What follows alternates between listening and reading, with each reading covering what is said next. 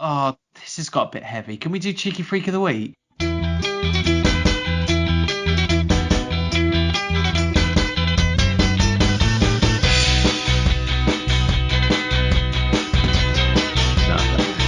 Okay, so we're recording, yeah? Yes.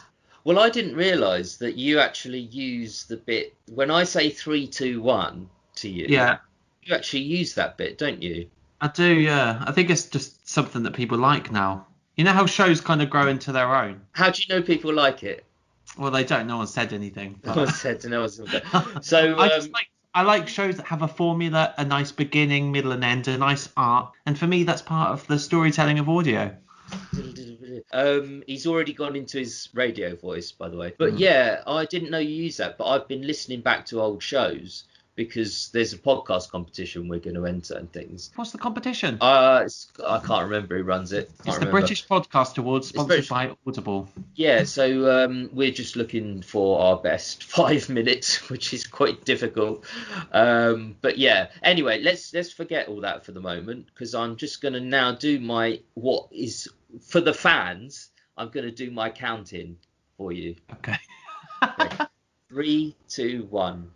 Hello, everyone. Welcome to the Trout Spinners podcast with Miles Pennell and Gary Forrestal. Gary Forrestal nursing a rather nice viscous red liquid. What is that liquid you are suckling on? Ribena, mate. So It's a very, very heavy Ribena. Ribena. What was your favourite squash of choice when you were growing up? Well, I think like Sunny Delight came out like in my childhood, but I never really liked that. It was a bit too sweet. So I think it would have been Ribena. Like I'm not actually drinking Ribena now, but Ribena was always my favourite. You know when people always say like advertising has no effect on you whatsoever? I remember being a kid and watching the Sunny D advert and literally legging it to the shops because I was just so impressionable back then about that advert. There was something about it. It was just really, and also the fact that there were different colours as well. It was like a sort of collectible kind of like kiwi flavour. What was it? Florida flavour, California flavour. It was just, how can orange juice seem that exciting? That reminds me of a great Simpsons clip where they go to the brewery and it's like Duff Light, Duff Full and Duff another Duff, right? And they all come in from 3 different streams and it zooms above it and they're all the same basically. It's literally coming from the same vat. Yeah. And they just call it different things. I didn't know there was a California flavour and a LA flavour or whatever, but they were a bit sweet for me. Or kiwi would have been nice. I do like a kiwi now and then. But yeah, Ribena. Do you know what drink I really like now? And I used to hate it as a kid. Are we still talking about? Bitter lemon. I love a bitter lemon. Just like something that makes your lips go. You know, like when Homer bites into a lemon. Lemon of Troy. No, he doesn't bite into it. It's the other bloke. I love that. Like, and his face just goes. Yeah. No, I put lemon on all my food. If I get Chinese, cut up a lemon into half, squeeze an entire half a lemon on it. I do promise you it works. Then you put soy sauce on because obviously it is a bit acidic, but it's lovely. But you need a bit of salt then, and it's lovely. I put lemon on everything. Ever heard of that? Yeah, well, I do. I think it's lovely, but I don't drink lemon, like from the lemon. But I do like bitter drinks now, and I didn't used to. It's funny because when I was young, I used to put like 10 sugars in my tea. Like my mum, like I'd sneak it in, you know. Now I would not have sugar in any drinks. I don't like any sugar. There's a real sort of snobbery about sugar in tea and coffee these days, isn't there? Is there? Yeah, definitely. Like, I think people are like, explain. Because I think it ruins the flavour. You know, the same sort of people that put ice in whiskey and stuff. I think it's. So you are a snob like me. No. Because we are snobs in that scenario.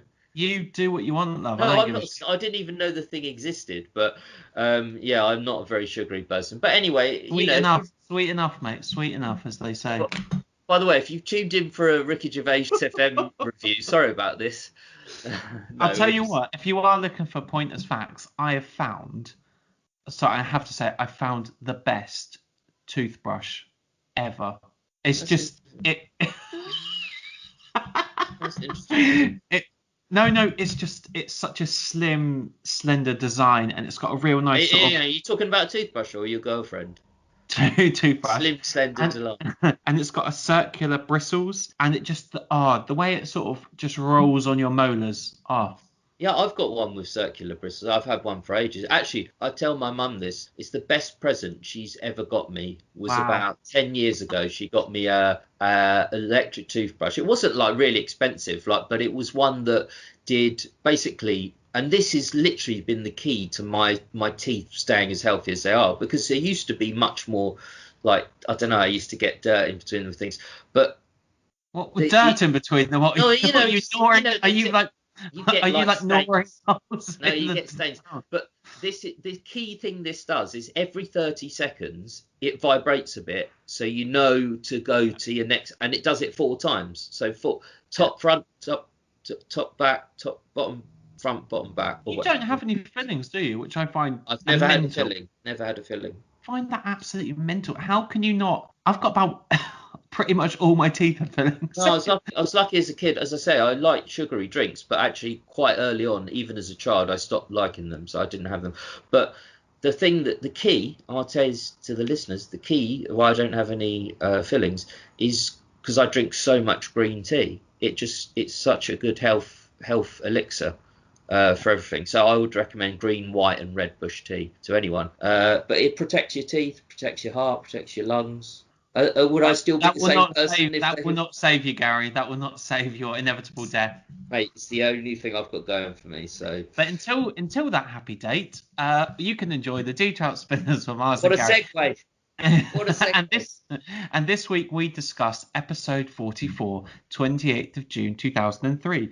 Medical, zoo, charity and taxi drivers talk, shaving one's arse, feeding testicles, owl on a desk, Maggie the Magpie, do you know the way to Camden, monkey news, bequeathing the monkey spa to the kids, and Rockbusters still alive but on very thin ice. I'll put a link to the original show. Did all that without Wikipedia as well, so well done. They've archived it, so fortunately I've been able to access it. I'll send you a link. Listen back to the original show, and when you're ready, come back and join us. Oi! Oh, hi there. We always do that joke. we always do that joke and find it funny between ourselves. I don't think anyone else does. We always do the joke. Don't even find it funny, no. But yeah, actually, just before we sort of start talking about the show, it's again scary, isn't it? We're scarily close to the end of series 2. I know. I was just seeing that. Yeah, weird. And can't believe. What are we going to do when we get to the end of series 2? Are we going to have a break or? No, I don't think. Well, we've got a couple of interviews coming up, but they'll be before we get to the end of series 2. We might have a break of a couple of weeks because we're lazy people, but I think we'll go straight on to series 3. Yeah. And then 4, because they're so short, and then back to 1. But if you've got any suggestions on that, we've often talked about this before. If you've got a suggestion, let us know. We do take, if enough, like for example, if someone says, oh, we like the bit you do at the beginning, we take that on board. If someone says, oh, we don't really like the bit you do at the beginning, we take that on board. We don't necessarily stop. If someone says, can you stop doing the show altogether, we'll listen to that and we won't do another episode. But like if we weigh it up, we wouldn't always change something straight away based on one bit of feedback. But we do take it all on board. But when say for example 17 people have emailed saying, what the fuck is that music you're playing with favourite quotes, get rid of it, then we get rid of it. It's a democracy. We're a democratic union here at the Trout. We are. But anyway. What are your thoughts on this episode? Thoughts, please. It's for me. It's very good. And I'm always judging them in the context of other XFM Ricky Gervais shows. In the context of a normal radio show, very good. In the context of the Ricky Gervais show, it's not one of my favourites by a long way. I think there's a lot of kind of chat that is a bit redundant. I never have been a particular fan of the shaving the arse chat. Now I know that'll be contentious because I can imagine a lot of our listeners and you, given the way you just reacted, do like that chat. And in fact, I know you like that chat anyway. But it's just, for me, it's okay. And Carl's got a good line in there. I think this show is, apart from a couple of standout moments, and they are brilliant standout moments, is one of the more average ones. Still very good for a radio show. Still has that 6 laughs.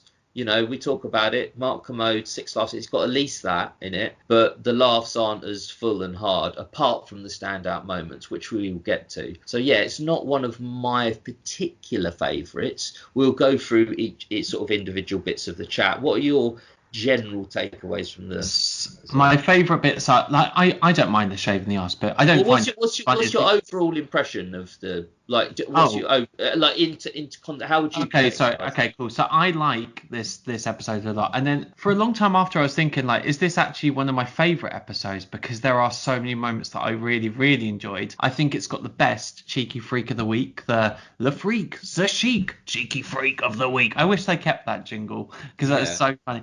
I think the monkey news is very, very funny. The reprise of Rockbusters is just ludicrous. There are some really, really funny Rockbusters there. There's loads of Steve versus Carl in there, which is always a joy to listen to. I will always listen to that. But not the best bits of Steve versus Carl. I know what you mean. There are some good bits.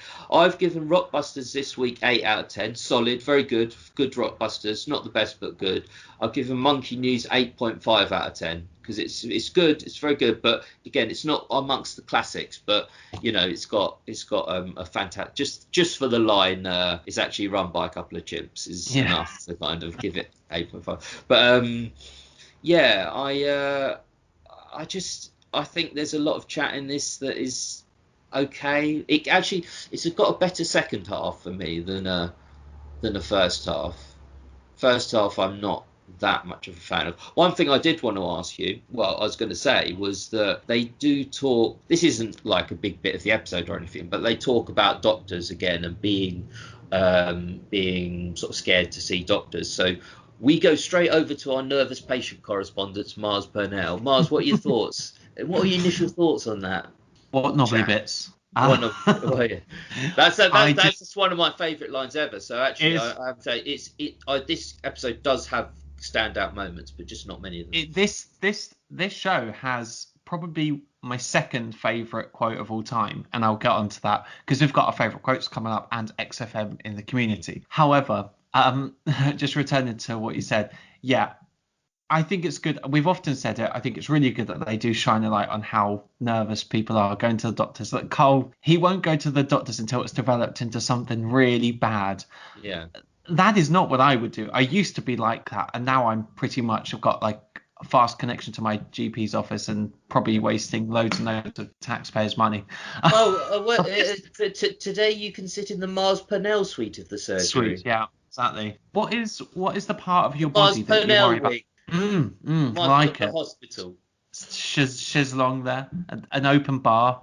What's the part of the body that you worry about the most? Like for me, like I was just looking at it in the mirror, and I find the Adam's apple a worrying piece of software in your body. It's not because it's hardware, isn't it? In that analogy. Yeah, hardware. I find it quite weird. Like I don't want to have it there. I mean, like it's just, what is it?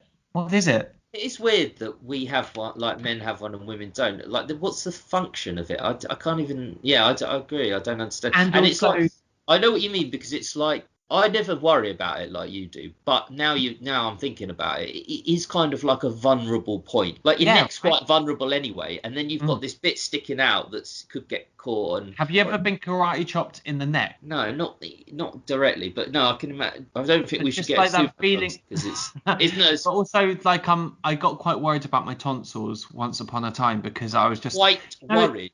I've looked into Mars's mouth. I said this last week about 28 times to see if he's got anything wrong in there. I think that's when you know you've got a good friend, if they're willing to see that. But I think it's because kids have their tonsils removed when they're quite young, and I was always like, well, why are they there in the first place? You know, same people that have like appendix out, gallbladder, you can get your gallbladder. Yeah, these sort of things. And also, now that I am sort of 30, you do worry about this stuff more. Like Carl is well within his rights to be concerned about his body. But for Christ's sake, if anything is wrong, do arrange. Oh God. But it is funny. It's so reassuring that men do feel like this, and I actually feel that's kind of like a precursor, isn't it, for how people. No, but you do it right. Like we joke about it and stuff, but it is better to go to the doctors too much rather than not enough. Like you are good to have them on speed dial. Literally. I tell you what, Emma Barnett makes a really good point about this. She talks about endometriosis, which is she's a presenter on Firefly now, does Women's Health. She's very, very good political journalist and stuff. Anyway, my ex-girlfriend had that. Endometriosis. Yeah. So it's a condition that you have going through periods and stuff, but you have very, very severe like periods. Or none at all for some periods. Yeah. You get strange. Yeah. No. And, horrible. She said we have this attitude towards the NHS whereby we go that we're really grateful and thankful that that we owe them everything because it's such a revered sort of thing that we hold. We're very proud of it in this country, aren't we? But people don't go. They kind of let them get away with things like if you have a bad experience, it's like, oh, it's all right, or like the fact that we need to wait so long for an appointment, it's like, oh, it's all right. It's like, no, your health is the most important thing. Like when Ricky is talking about being homeless, he said, I think it's everything, isn't it? Anything outside health, he says, because it's everything. Ricky, you've got no food, you've got no access to clean running water. It's the worst because if your health is being at risk, he's right. There's nothing else Ricky be worried about. Ricky describes that in a very good way. Again, it's another really wise moment from Ricky.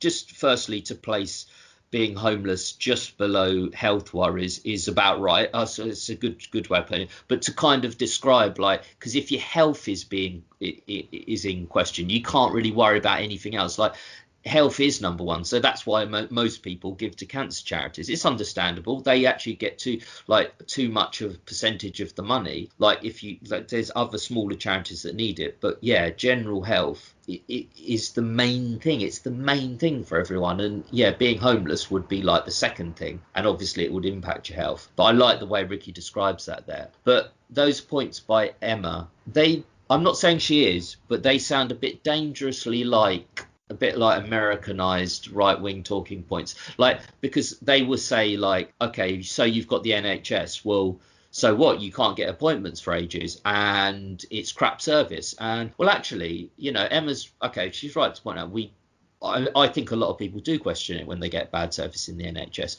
I think on the whole, though, the vast majority of people get good service most of the time, so you don't really need to highlight the times when highlight the fact that you get bad service. We know that, but in general, we get great service from the NHS, and we should be proud of it, and it should be revered. It doesn't make it perfect, and I'm not saying it does, but it's far better than other systems. Yeah, no, absolutely. But I do understand that sort of, the fact that we should be grateful because it is important. It's just anyway. Returning back to the show, and we're kind of skirting around it. Carl's views on charity are very, very funny for me because he says, he goes, well, I'm 30. You do get sick of it, don't you? And then Carl's like, careful, it's freedom of speech. There's so many issues there. And the fact that he says, how many times can you save the world about, Bob Geldof and Live Aid, Band Aid, and all the rest of it. I'm not saying that people shouldn't give to charity, but I've often felt, I think so many reasons why people love Carl is he's willing to sort of go there when other people are kind of afraid to go there. And I think that's saying what a lot of people think. It's like, why me? Why do we have to give them money? Well, how many times can we give to charity? But I've got a couple of standards. Don't do nowhere near amount as what I could be done. But firstly on that bit, I think I was just going to say, the fact that Ricky's complaining about having 8 standing orders out, he will have earned hundreds of thousands of pounds at that point. Just having 8. I know, actually, the bit that Ricky's annoyed at is not having the money go out of his account, is the being stopped in the street. But it's just a bit annoying hearing Ricky complain about having 8 standing orders. It's like, problems of, the wealthy and, And yeah, Carl's kind of right, understandable about charities, and yeah, it's a good point. He will say things that people think like, and there's another time he talks about charity as well in a different show, and he makes a similar point, like, how many times can you save the world? But actually, that's not the right way of looking at it. But what I would describe it is an understandable way of looking at it. But it's actually, if you dig in, charity is so important to kind of fixing problems like that. And just because they haven't been fixed and charities have existed doesn't make charity not worthwhile. I could give to more charities, but I don't. But I give to some. Well, do you hate starving people in Africa? Yeah, exactly. It's that kind of thing, Do you feel? But in fact, the charities I give to are actually lotteries. So I enter a lottery. I get a lottery. I do a dogs trust. I do. Oh dear. You do trust. those? Yeah, they all do run lotteries. So obviously you never win, but I, at least because I like lotteries. So could win a cat or a dog. I don't think they give away their actual, their people. But yeah, it's interesting about charities. It's more a point about, I like the chat about annoying people in the street, because I know exactly what they mean by that. When you're walking, I've often avoided streets that I know charity people or certain homeless people who are very, very pressing will be on. I've diverted my journey. And you didn't buy them a Diet Coke. I didn't buy them a Diet Coke. I should, but I've given to homeless people a lot. But I'm not going to tell my homeless people story because you know that. But anyway, so, like, I'm thinking of a street like St James's Street. So it's a street in Brighton. But yeah, I don't like getting stopped and things, but. In general, I've got stopped. Those lotteries were both me being stopped outside Co-op or inside Co-op, in fact, by someone. And if I'm in a good mood, I will just go for it because it makes them feel good. And yes, I have done the thing before of going through the entire process and then cancelling immediately, like as soon as the standing order comes through. I have to say that has been the good thing about COVID, is you don't have any of those people in those lanyards who are going, excuse me, because you go, COVID!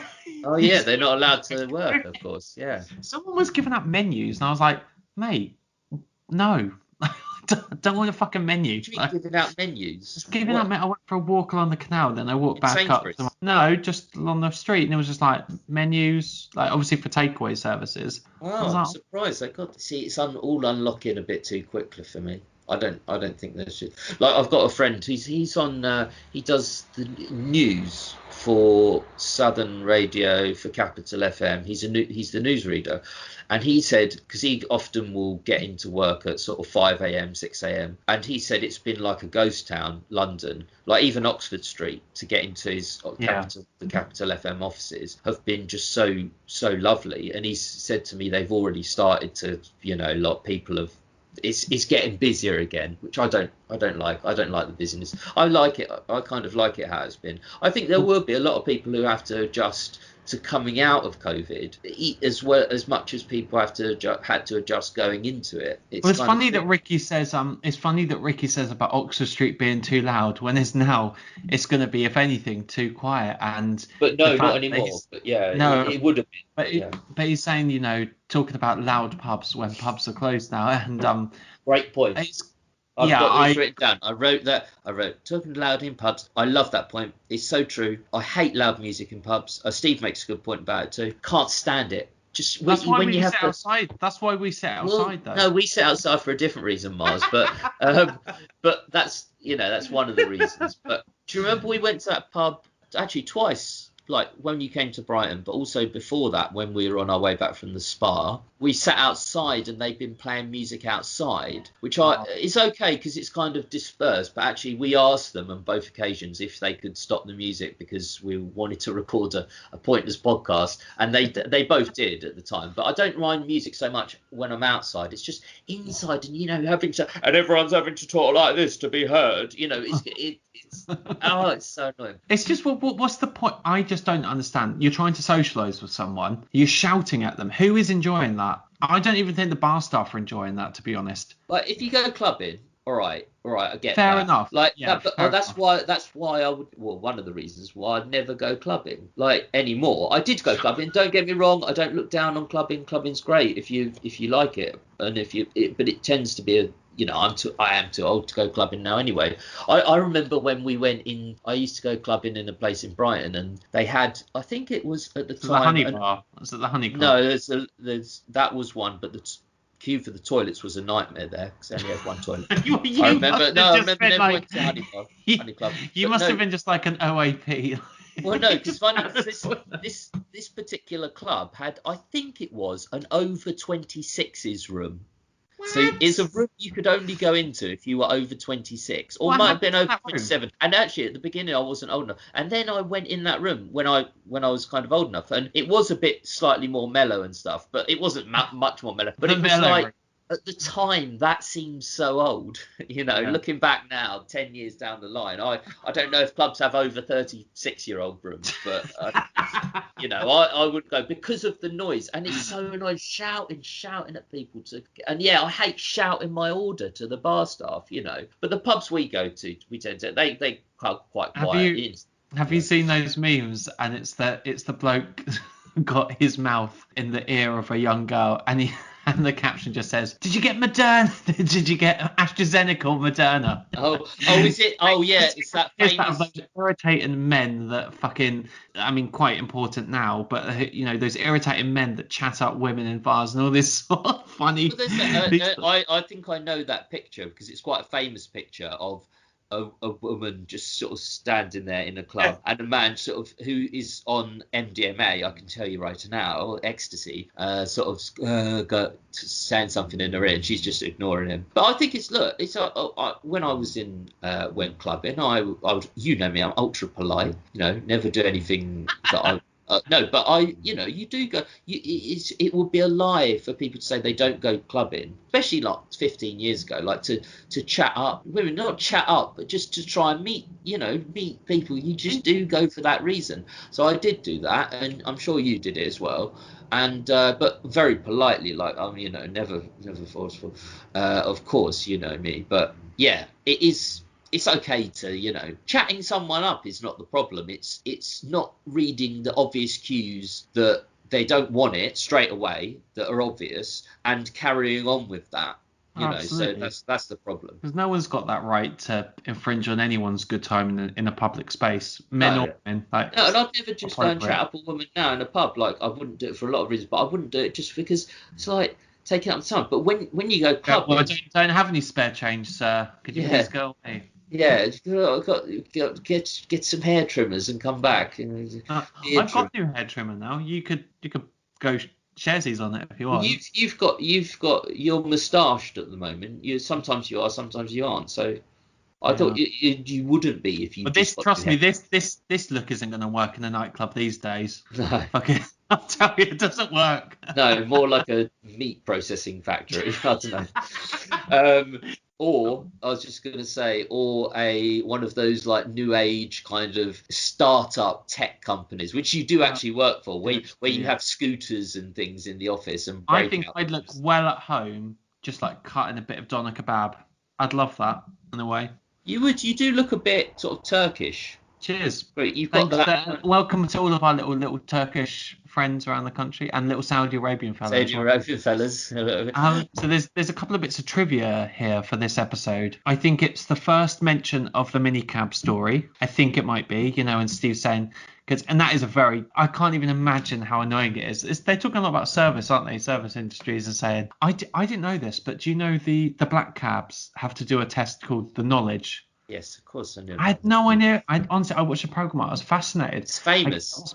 I know. I had no idea about it. And but you can understand how infuriating it must be for Uber drivers. Texts come along, but you go, do you know the way? And that's probably back when sat navs weren't. But maybe now, very exactly. Poor, rudimentary one.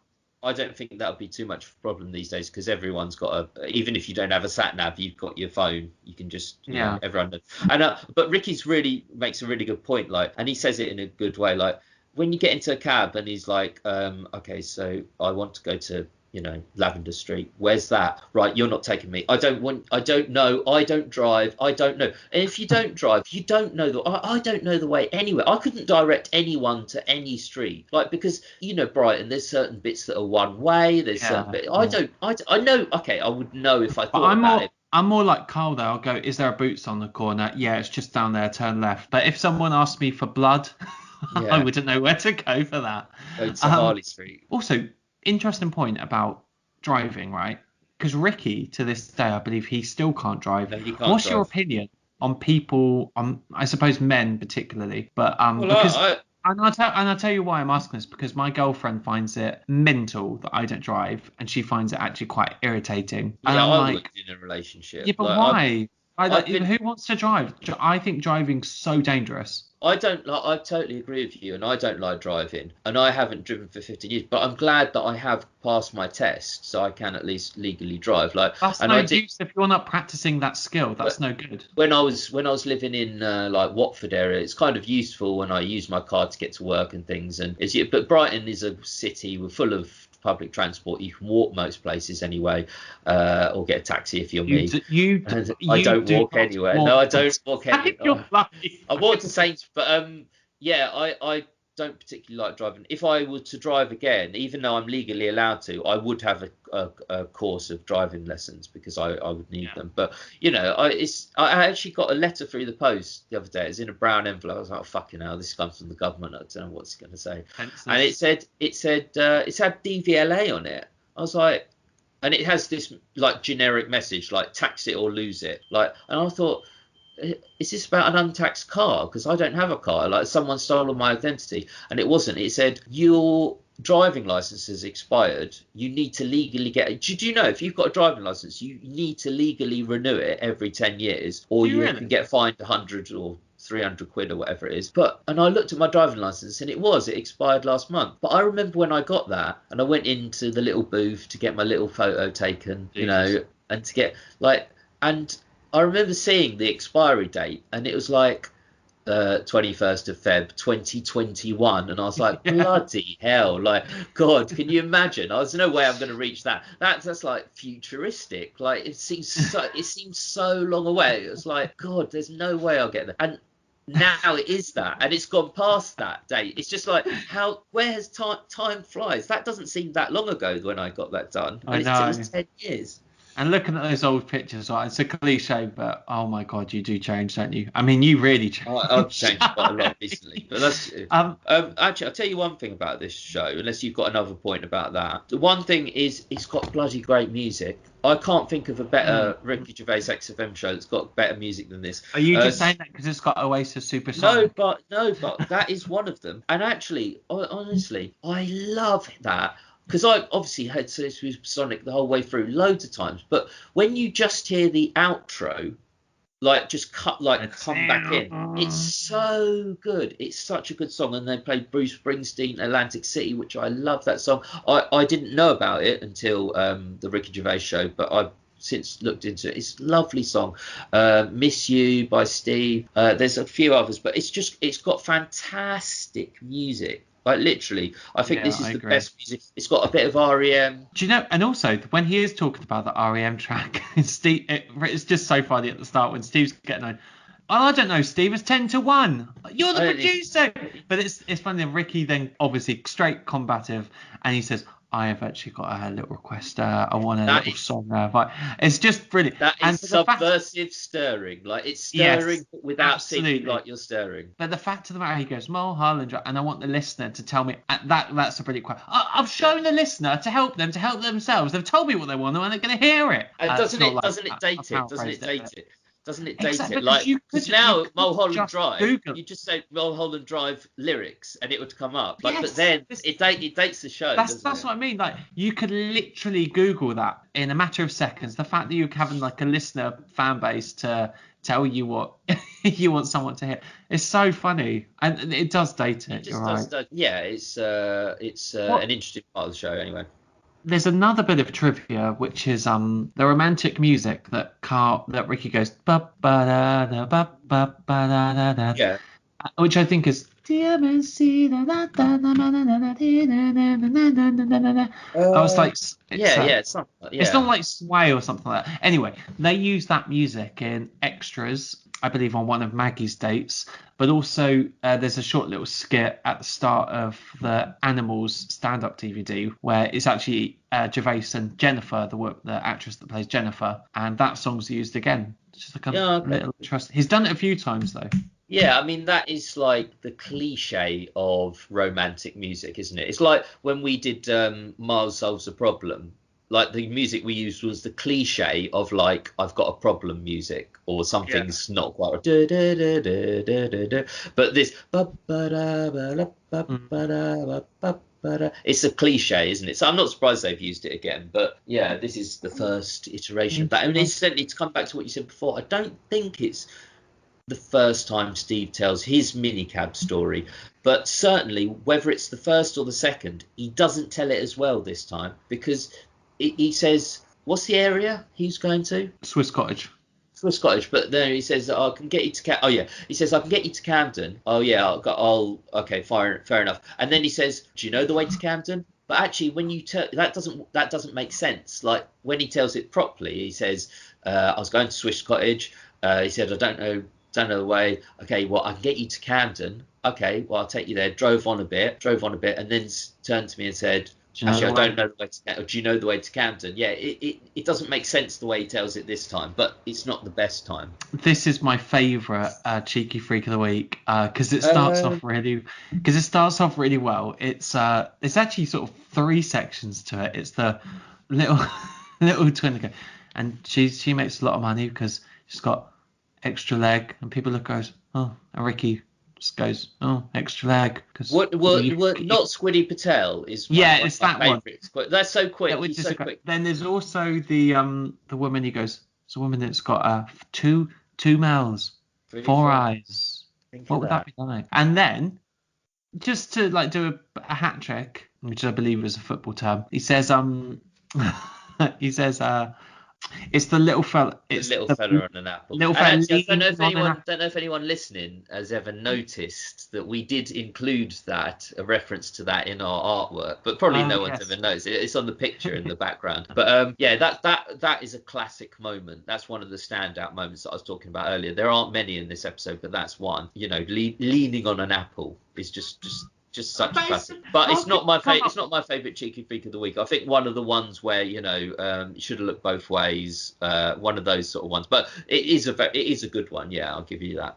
I just think that probably is my second favorite quote, only behind He's from Baba, which it's funny. It's nowhere near. He's from Baba. But come on, like 3 words, and it's hilarious. You obviously need the context, everything, but. That is so funny. But some words are funny. You know, we've talked about it before. Some words are just intrinsically funny. Baba. Yeah, don't get me wrong. Like, it's a funny quote, but it's nowhere near my top. But I've known that because you've kind of, when we used to message each other quotes, we don't as more because we do the shows, but you always love that. And I could take it or leave it. He's from Baba. It's good. It's good, but that's. I always feel like, because last week you said there's a bit you don't listen to because you get sad because Carl's mum's dog story, which is very sweet. But there's a bit here, I do listen to it and I don't feel that sad about it. But when Carl talks about Maggie and the fact he didn't come back one day, that's such a sad story if you think about it. Imagine having a pet magpie and he's always with you and then one day he just doesn't come back. That must have been so sad as a child. Like I always think I feel a bit sad for Carl. I just find it so funny that there's parallels between Kez and Carl's life up north. Do you believe the story as well? Yes, part of me no, I think that is 100% true because there's that episode in series 1 where they go on Friends Reunited, and that does date it. Yeah. And they have, an entourage of his old school friends, and they all say the same thing. Carl Pilkington, if I'm mistaken. He has a pet magpie. Yeah. And, you're absolutely right. Absolutely right. Yeah, I didn't think he was lying. I didn't think he was making it up. I was just putting the question out there because it was just something that was in my head. But you're totally right. That what you just said in series 1, that kind of confirms it. Yeah. But it's just funny to have a pet magpie. It's just such a weird thing, to have one land on your finger. How does it know to come back to you? I mean, birds. I'm fascinated by birds. I watch a lot of bird videos online, and I love nothing more than the video of a bird and human falling in love, in not romantic love, but just like the bird kind of seeing the person as their friend, as their mother. You know, it's just well, lovely. you'd be like, I can actually imagine. Ricky says, have you ever wanted like a little owl, and it just sits on your desk and looks at you and thinks you're brilliant? I can imagine you with a little owl. Just Really? that's Is like it the Harry beard? Potter. I don't know, something. Well, you are looking a bit What is Hagrid. the? I am a bit Hagridy, yeah, but no, I think having an owl kind of inclimates that you are intelligent in some way. So does having a beard. Now I'm not intelligent, but I do have the beard, and I could get the owl, and maybe I'll get a woman. Is that right? For that. I've got a question for you, Gary. Does Carl deserve a reprise for his Rockbusters? Well, I was just going to say, just because one thing I wanted to bring up, which is kind of related to that, because you said earlier, you talked about the Steve and Carl at the beginning, and it's 5-1, Steve. First of all, right, I'm with Carl on that. I don't think it's reasonable of Steve to just swan in there and think the track should be. And then to assume that Carl's heard the track as well, albeit if it was like. Yeah. He's a busy man, you know. He can't just go. He's right. He can't just go around listening to tracks, and it's a terrible song as well. 50. I don't even know, but he just. Oh, I would have thought it'd been lying around the office for years. Well, even if it had, why would Carl, the head of production, sort of listen to? All right, I'm sure he listens to some. He's got to listen to some music, you know. But this Steve's just sort of a brat. The way he acts it, you know, it's still funny to Steve versus Carl, but I'm totally with Carl there. Does Carl deserve a reprieve for his Rockbusters? Yeah, because I'm glad the series continued, because I like Rockbusters, but they're not the best. I've rated them 8.5. Oh no, 8 out of 10. But that's for humour. In terms of quality of clue, they're pretty poor. But I will give him this: Faith No More. That is a out there clue. And I think Ricky's right. He's mixed up what cryptic is, because it's not a cryptic clue, but it's actually quite a creative one. Tony Bennett, you know, is nearly a good clue, and I can't remember the second one. Tony Bennett. What was Tony the second Bennett? one? Okay. It's funny as well, because when you're talking about Carl being a producer not having the time, I'm just looking at it now. I took a snapshot from the Archive XFM website, and we both want to be radio presenters. We'd love to be on radio, right? And he says in this article, what advice would you give to someone who wants to do what you do? I'll do this in Carl's voice. My proper job at XFM is making promos and idents. I sit in a studio on my own all day from about 9 a.m. to 7 p.m, sat in front of a computer, editing stuff and dealing with promotions, people who hassle me to make stuff so they can get their bonus at the end of the month. Who wants to do what I do? That's brilliant. Brilliant. Can you guess also what Carl Pilkington's first record was? What do you mean first record? What he bought? Yeah. Probably something like Michael Jackson, because he does talk about liking Michael Jackson early. Worse / better than that. Gary Glitter. Yes. Because you said worse / better. I could only think of Gary Glitter. Oh my god. That's so funny. Yeah, it's Gary Glitter's I Love, You Love, My Only True Love, which I've never heard. No. Anyway, let's get off that. But yeah, that's it's unfortunate. I think I was named I hope that's where the similarities end. Yes. If you're talking about brilliant Rockbusters, and do head to our Twitter page at Spinners Podcast. I tell you what, my voice is breaking something stupid today. Your voice is breaking? What, like becoming an adult, becoming a man finally on air? Over this podcast, someone on the Reddit thread, and I've just reposted it, has done a mock Reading Festival poster with all of the different titles for the band, but in the style of obviously the Rockbusters. And it's just seeing them there just all together. There's so much love to see. The quality of that, because they're all done in different text and like sizes, like you would have on a poster for something like Reading Festival. I'm sure they like copied an actual poster, but it's done so well, and they've got all of them in there. They've got all of the good ones in there. They've got about literally 40 on there, maybe 40. You got to check that out there. There's so many little Easter egg there to enjoy. And also, I just want to say that some person has made that on Reddit, and I see these people all the time. They're like web developers, animators, people who like do production work, video game designers. Someone's made like it's like a sort of cloud-based game where it's like a little animated cars looking around a 3D modelled Manchester. And I actually work in tech, so I find all this stuff so interesting. How inspired people are from the XFM shows to do their own creative work from it. And you realise it's just so great that we can do something like this podcast. Okay, it's nowhere near as talented as creating a video game, but it's what a lovely way that the shows. It's a different homage to it, isn't it? It's just so gratifying to see people are so creative in their own lives through the XFM shows, and shows that their legacy is really important. I mean, that's the true test of whether something's still relevant today, isn't it? I suppose. I think like a lot of the people who are interested in XFM shows, if you're not interested in it, fair enough, you're not aware of it, or you don't like it, you've listened and you didn't like it. But the people who do like it tend to probably be quite creative people. I'm not saying speaking to you or I, but they probably tend to be more creative, because it's the sense of humor and things you need to kind of get it.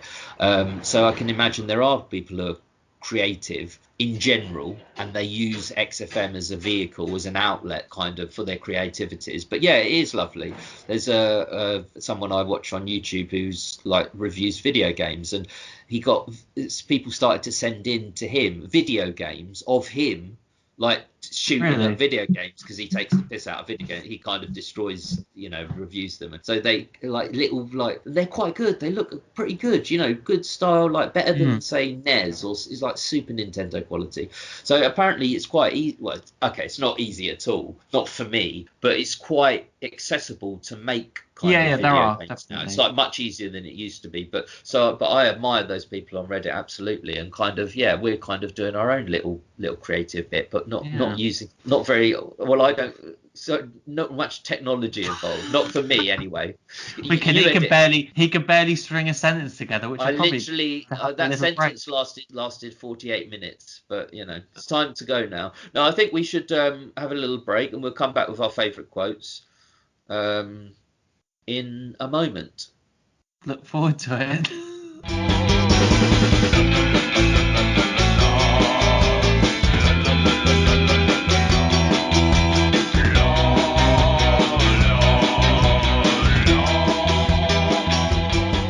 Okay, for the second time in a row, welcome back. I just said it, but Mars hadn't started press record yet, so welcome back. Freezing.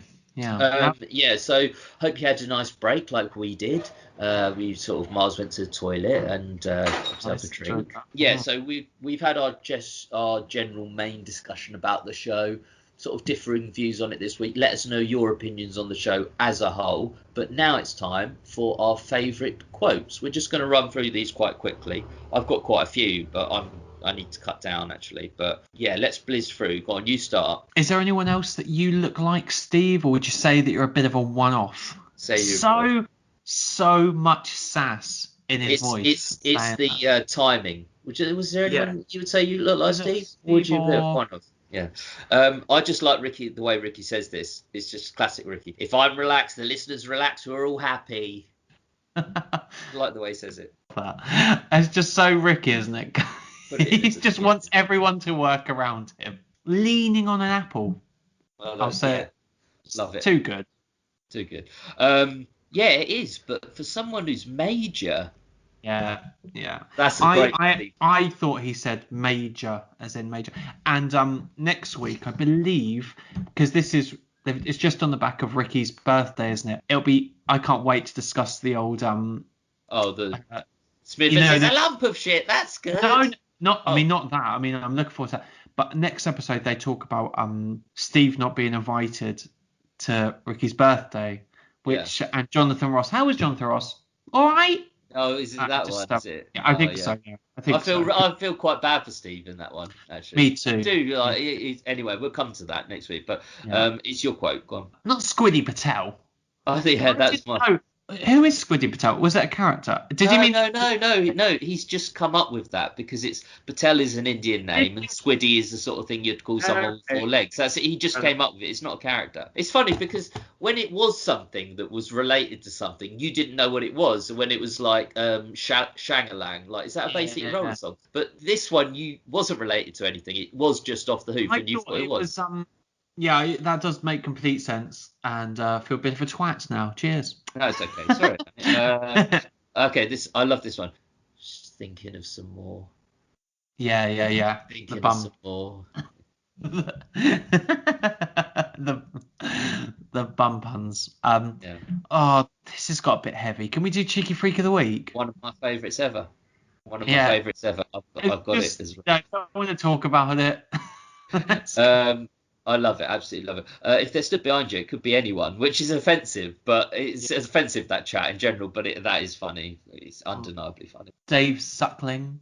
I've got a friend whose second name is Suckling, and every time I see this friend or talk to her, and it's just ridiculous. The sort of things your brain conjures up straight away, and that is actually my favourite of all the comedy Steve names. The Steve Martin, the Gerald Preston, Dave Suckling, very funny. That's funny. It's only because you know someone Suckling, I think. Because no. It's the fact that it's the verb suck. I know, but it's like it's a weird. It must be annoying to have that as your name. But out of all the names, when he does his funny names, that's the least funny for me. It's still all right, but okay. As he just stays at home, puts the feet up, which is great because the funny thing about that is feet is already plural. Exactly. They don't need it. Well, that makes me think of it because Carl doesn't know about tenses when he goes in another episode because it depends what line you say it. Tense, yeah. How would you not know that? Anyway, what knobbly bits? What knobbly bits? Yeah, these are all the classics you've got today. I've kind of because we discussed them before, I didn't put them in, but I love them. Okay, I've got to get this right. Okay, so this is just because this is how flustered he is, but I love it. Steve, if you've got a better competition, then we'll do yours. That's fine. You know what I mean. If that's what you want to do, what did you want to do? That's hard to say. Like, I know. Steve, if you've got a better competition, then we'll do yours. That's fine. You know what I mean. If that's what you want to do, what did you want to do? There's so much antagonism in there. Yeah. This one. When was that? When was it on? When was it on? About the £200 tumour. Yeah. Okay. Yeah. When was that on? It's more. This is from Ricky. I love it. Even though it's. By the way, I meant to say one of the reasons I'm not that hot on this episode is because they do too much homeless chat. I don't like that. It's just too much chat on the homeless, I think. But anyway, this is a bit I like. You had a good day? Yeah. You've been good? Yeah. Here's 50p. It's 50p. It's just the way he says it, like a real motherly, like how you would say it to a child. Like, you had a good day? Yeah. You've been good? Yeah. Here's 50p. Well, he does the whole yes. I take care of the odd tramp around where I live. And on that note, my next quote is full fat. What an insult to a man like me. It's the way he says it again. But I always find that so funny when he says a Diet Coke. It's not a water. It's not a bottle of water. But he doesn't make a point of it. He just says, I know he does. Diet Coke. So but they make. I've just got one more. Well, you could get to them faster. Which I love that line. But that's all mine done. I've got one more. And bear with me. Stick with the silence as well. 2 mouths, 4 eyes. What would that be like? I hope the listeners were taking the time to imagine what that would be like. An example of how brilliant and important silence is in comedy. Oh, silence is golden. Especially a lot of people email us and say, there should be more silence on the show. Or just a blank 60 minutes. And speaking of that, It's now time for XFM in the community, which is where we go through your feedback. Which is where. Let me say this point because we're talking over each other. Which is where we go through your feedback, and Mars has informed me that there's quite a lot this week. Some of it I've had a look at. Okay, yeah, some of it by that he means none, because he doesn't check his emails. I checked the email address. I've seen the email address that we use. That's what I saw on my email list. No, I did have a little look. Okay, you're gonna love this one now, Gary. For the wrong reasons, and maybe for the right reasons as well. This is from past emailer Emmeline. Oh, hello, Emmeline. Hi, Falking Cumps. Just caught up on the podcast again after catching up to where you are in my annual XFM re-listen. A few episodes ago, you asked about Ricky offhandedly saying the other two were arguing about having help from me, your mum and your dad. Having help from me and your dad. There probably was something we missed while they were off air, but I imagine it followed on from an earlier discussion about Steve going home to Bristol and also needing to clean his flat. Which I think you thought that as well, didn't you? Yeah, it could be. It could be that, but it's strange, like having help from me and dad. It's like Ricky saying that. It's like almost something about Ricky's dad.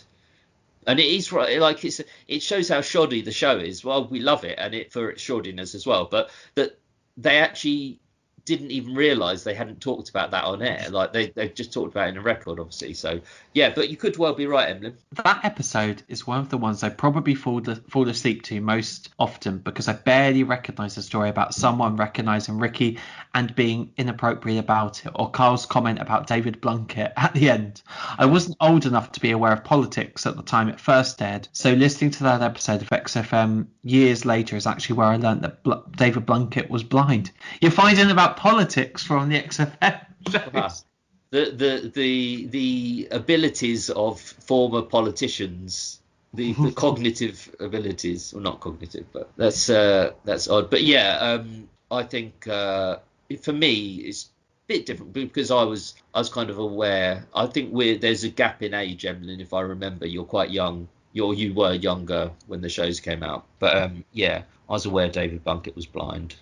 Which is why it's it's offensive. Yeah, I'm big, I'm clever. No, I'm not at all. One other thing, in a later episode, Carl tells a story about going to the toilet at the Sonys and how there was an old man in there who farted. Yeah. This is complete speculation on my part, but I always imagined that he didn't say, "Oh, that was a good one," at all. And Carl made that up because he didn't think Ricky and Steve's reactions were disgusted enough. Yeah, could be. I doubt he did say that. It is annoying. I've been there. People think they're free to do it. I think we discussed this at the time, but people think they're free to do it at urinals, like it's just a free pass. You can just do it. You wouldn't masturbate. You wouldn't masturbate in a fucking public toilet, would you? No. Well, you wouldn't know this. I mean, you can't just say, "Oh, well, I would." No, I wouldn't. Of course not. But no, yeah, but no, masturbating is a whole other level. That's not comparable, I don't think. But, it's more acceptable to fart, obviously, but I still think it's not acceptable, really. Just when you've got someone next to you, standing next to you at your urinal, it's disgusting. I don't want that. Men's toilets should all be cubicled off. There should be no such thing as a urinal. Mars doesn't use urinals. That's a fact about Mars. It's disgusting. It is absolutely disgusting. It's fine. There is. No. I'll be honest with you. I've been to the public toilets in Clissold Park, right? The amount of men under COVID times who come out of the toilet or the urinal and they haven't washed their fucking hands. Don't wash hands. Now, we both are two people who would always do it, even if we'd had a piss. Always. Like, if we'd had a piss. Some people don't when they're pissed, but to not do it when you've had full use of the lavatory is just disgusting. And under COVID as well. And in a pub. Yeah. Like where you're probably eating and having a drink and disgusting. Anyway, also, Emlyn, may I just say, you're gonna love this. P.S. It's a boy's name.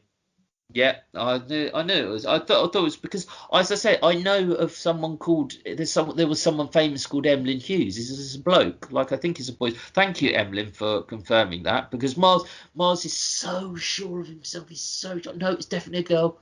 Okay, well, it might be, but I think it's a boy. No, definitely a girl. But chill out. Right. I know, but chill out, yeah. No, but I'm doing an impression of you. I know you are. Anyway, this is from Liam. By the way, no, hang on. Thank you, Emlyn, for that email. I'm glad you caught up on the shows and appreciate you listening. And thanks for taking the time to email back again. Yeah, thank you, Emlyn. Thank you, Emlyn. You sound a bit insecure there. Insincere. This one's from Liam. Dear Morgan and Gregor. Lee was been in touch before as well. Is Liam the one that gives us funny names? Yeah, and this week it's Dear Morgan and Gregor. I'll take that. I've been meaning to get in contact again since episode 39. However, I've been busy binging Lost on Amazon Prime. Oh man, I haven't. Yeah, I watched the first 2 seasons and left it. Oh, it must be. That's a long old haul. Yeah. Your episodes continue to knock me out, and I didn't quite make it to my first shout out in the first night of listening. One of you mentioned you had someone chatting you up on a word game, and I had something similar on the Scrabble app about 5 years ago. See attached images for screenshots of the chat, and I'm just going to access the email because I think you'll particularly enjoy this, Gary. This is because what happened last week? You keep for some reason. I got chatted up by a woman who, and they're clever because they didn't use the most attractive photo, but it was like attractive enough, but it was like attractive enough to be realistic, but not attractive enough to be realistic. I'm not commenting on the woman they used, but I'm just saying it was a photo of a woman. She started saying, "Oh, hi, how are you?" After she started a game with me, and then quite quickly it deteriorated into her wanting to meet up on Google Mail and stuff like that. It was a big scam. But yeah, I'll be interested. So here we go. Liam. So this is from unknown. Sandra, you, Liam, just says his name. I'm home alone for 3. You fancy a chat? Yeah, that's like Liam replies 16. The unknown says, ask me what I'm wearing. Liam says, let me guess. Unknown says, okay. Liam replies, slippers and sucking on a Werther's original. Yeah. The person replies, no skirt, top bra brief spelt incorrectly. And that's it. God. Is this well, you're in there, Liam, I think. That's the thing. Actually, on that, because I was going to do this, I do this at the end of, because I've been getting inundated with these messages. That wasn't like an interaction. That was a funny one, but this is just an email that I got this week. This is from Megan49. You probably think, how can I know your dreams? The thing is that I'm very open when it comes to intimacy, and I'm ready to do most things. Now I want to meet somebody who has fantasies he hasn't dared tell his girlfriend. What? Eating Dominoes in bed, watching snooker on my laptop. Something you always have dreamed about. I hope you understand what I mean. I hope to hear from you soon so we can start fulfilling our dreams. I had a lot of crazy fantasies earlier, but I tried them. Not that easy if you're into a relationship or something. So what do you think about continuing? Find me here, Megan49, Partner Girls Online. Just right when you got the time, Megan49. And Megan49 as well. I mean, I'm 36. That's probably a bit, even the fake profiles are like older. I think you should order, I think you'll have to order some garlic bread and make space on your bed. Oh, they do a lovely garlic pizza bread. I'll tell you. So Liam continues, you may also be wondering why I chose the strange donation price of £4 a month on the Patreon. A reminder that you can always head to our Patreon page, there's a link in the description. If for any reason at all you've got a few quid and you fancy some extra twaddle, there's lots of stuff there. There is a good reason for this. Basically, I installed the app, found your page, went to pay £5 and it would crash. This happened 3 times, so I had to log into the website and pay on there. Hopefully I hadn't paid 4 times. I will be checking the credit card bill. Anyway, app has a price for me, and in this case it was £1 a month. Just incidentally, there are no refunds. So if you have paid 4 times, it's in our kitty now. It's in our Christmas fund. Yeah, I no, in all seriousness, thank you, Liam. You don't need to explain why you picked £4 a month, although it is very disappointing to us. But you don't need to. No, I'm serious. It's not at all. But you don't need to explain it, and we just appreciate anything. But thanks for trying 5 at least. Why didn't you go up? Why didn't you try 6 after 5? If 5 kept crashing it, try 7 or 8. I think if he saw a couple of, I think if he saw a couple of homeless podcasters, he would buy us a Diet Coke. He would. He'd buy a mannequin's arm and a Diet Coke. Yeah. No, last 2 points from Liam. Your intro music is still dreadful. Slightly more regards than last time. Thank you, Liam. Oh, well, actually, I quite like our intro music, but it's not to everyone's taste. But it's quite catchy, I think. But it's a bit Jewish. And I say that as a Jewish man myself, so... We did actually have the Jewish music. We did actually have that, yeah. That's too obvious. Yes, too, yeah. Thank you so much, Liam. It's always joy to hear from you. Yeah, thanks, Liam. I really like the names as well, so keep up with the names. This is from Steve Weller. Steve, who is a D-Troutee. It was so good. We've been discussing a lot of stuff on email, and so he's just provided a little bit more information about how he got into the shows, It was so good finding your podcasts. I share a love of Only Fools and Horses and Alan Partridge with a Mate and The Far Show with my son, but I don't know anyone into RSK, so finding you two little fellas was a godsend. I first got into the RSK universe when I stumbled on Carl's Yellow Pages advert. I loved Ricky from watching The Office, the best modern comedy show in my opinion, but finding his other stuff was a revelation.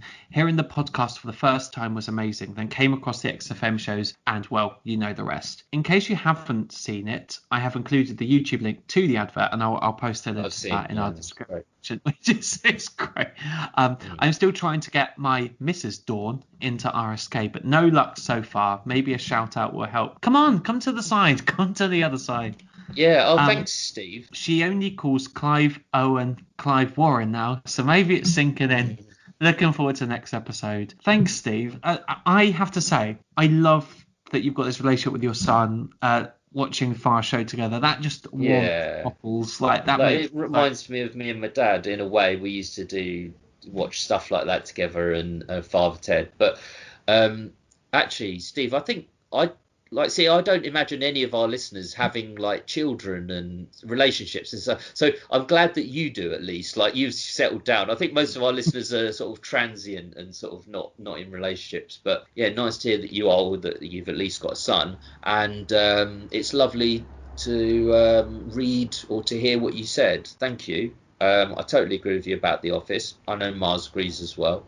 And even things like Only Fools and Horses, they take the piss out of it in the show. But I've said to Mars before, it's a classic. If you know what you're getting, it's not going to be like The Office. It's just going to be on the nose. It's great. It's so well written. So yeah, great email, Steve, and keep up your maintenance payments for your son.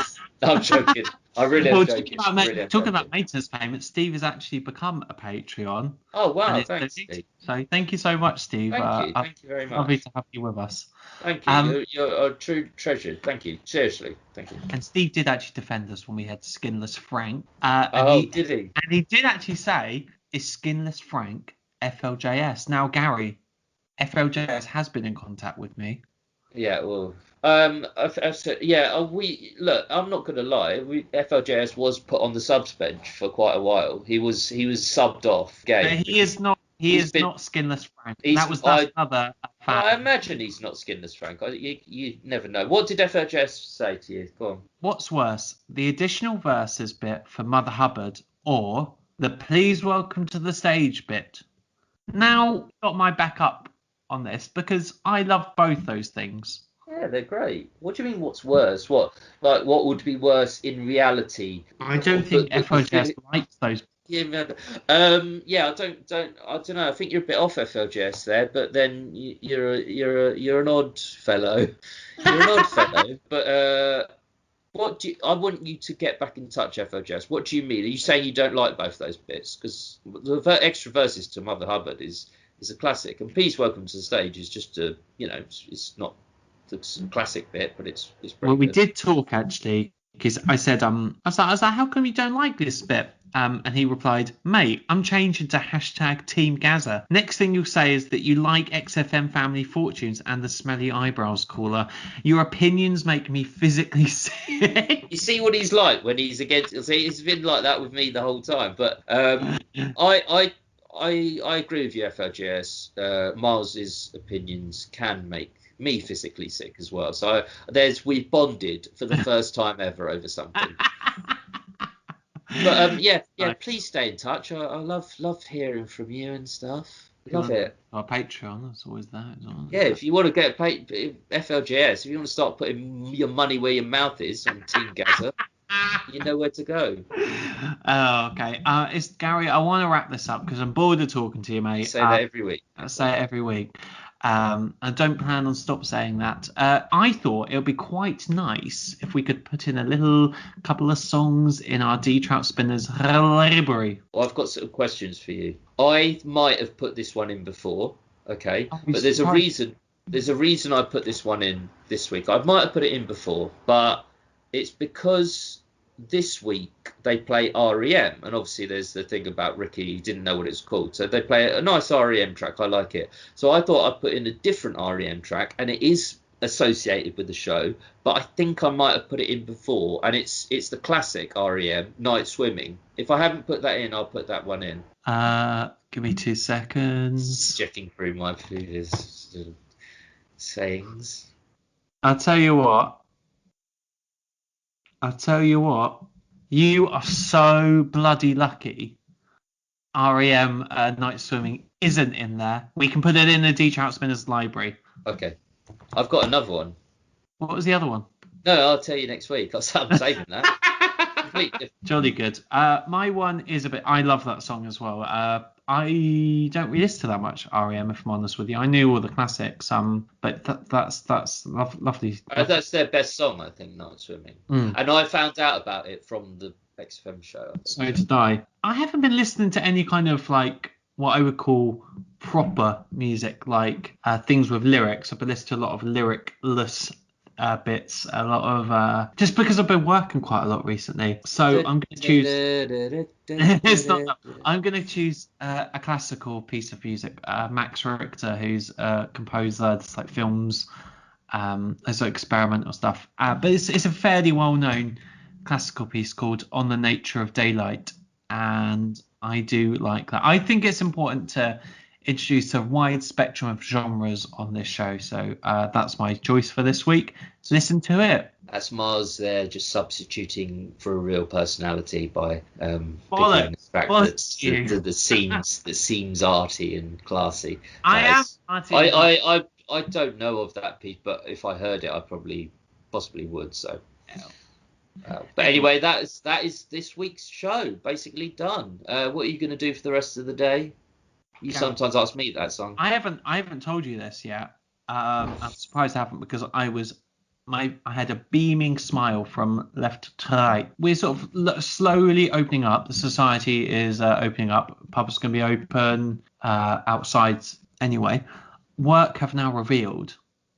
Well, I have told you this actually. Work have revealed that they're going to allow me to work 3 days at home and 2 days in the office. That's 3 podcasts a week. We can do. I am so honestly, I love working from home. But that's not even till July. Like till July, you can carry on how you are. Yeah. Did you say? That's good. That's good. Your company's doing it in the right way. I agree. I think so. Good on them. What are your views on working from home? Do you think it's a good thing? Yeah, it's fine. I like it. I mean, I personally like it. Like, I have no problems with it.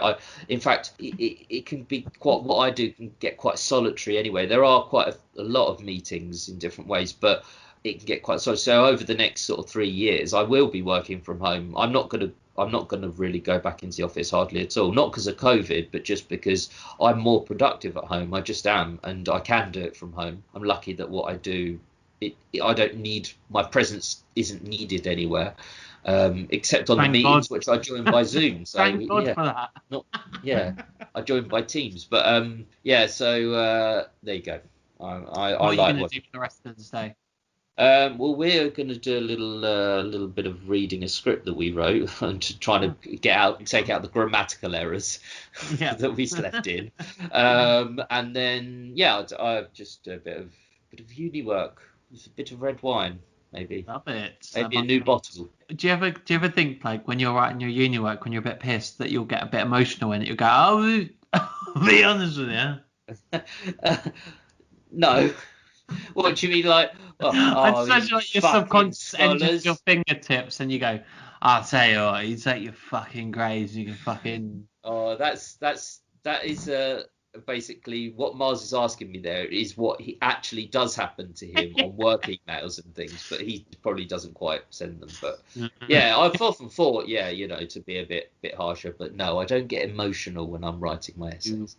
I've got a lot of drafts too that are unsent, so we'll leave it there. Okay, both do our drafts. Do get in touch with us, guys. Spinnerspodcast@gmail.com on Twitter, or online spinnerspodcast@gmail.com. Love to hear from you. We want your quotes, your stories, your audio. We haven't had any audio for a while.